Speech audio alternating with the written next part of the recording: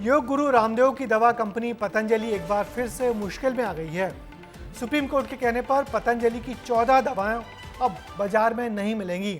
इन दवाओं पर उत्तराखंड सरकार पहले भी पाबंदी लगाने का आदेश दे चुकी है।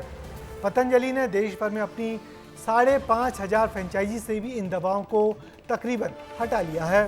साथ ही मीडिया में भी अब इनके विज्ञापन नजर नहीं आएंगे।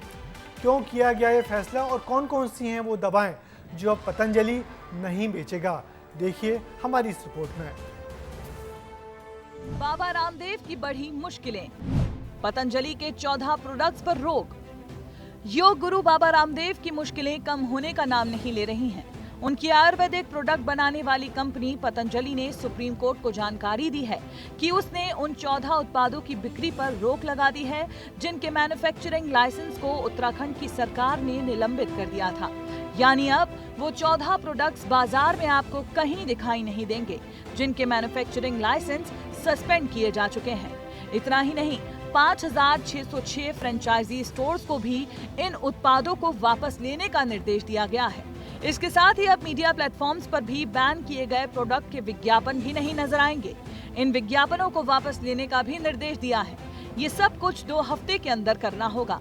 पहले आप वो 14 प्रोडक्ट्स देखिए जिन्हें अब आप बाजार में कहीं नहीं देखेंगे।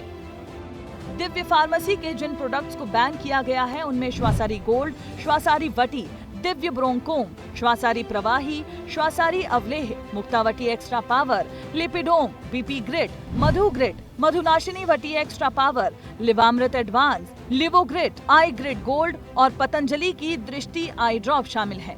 सुप्रीम कोर्ट ने भ्रामक विज्ञापन मामले पर योग गुरु बाबा रामदेव, उनके सहयोगी बालकृष्ण और पतंजलि आयुर्वेद लिमिटेड को अवमानना नोटिस जारी कर 14 मई को अपना आदेश सुरक्षित रख लिया था।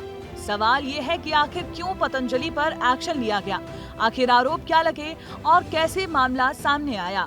तो बता दें कि साल 2022 में IMA ने पतंजलि के एक विज्ञापन में एलोपैथी पर गलतफहमी फैलाने का आरोप लगाया था। पतंजलि के विज्ञापन में कोविड-19 को एक दवा से ठीक करने का दावा किया गया था।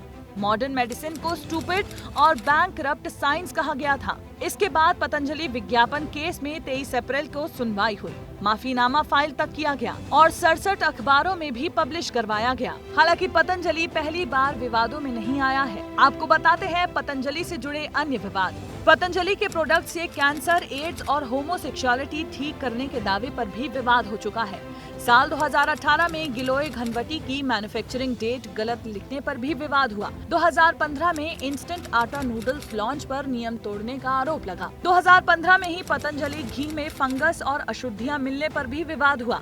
हालांकि इस बार पतंजलि के 14 प्रोडक्ट्स बैन किए गए हैं, जिसे बड़ी कार्रवाई माना जा रहा है। मामला अब भी कोर्ट में है।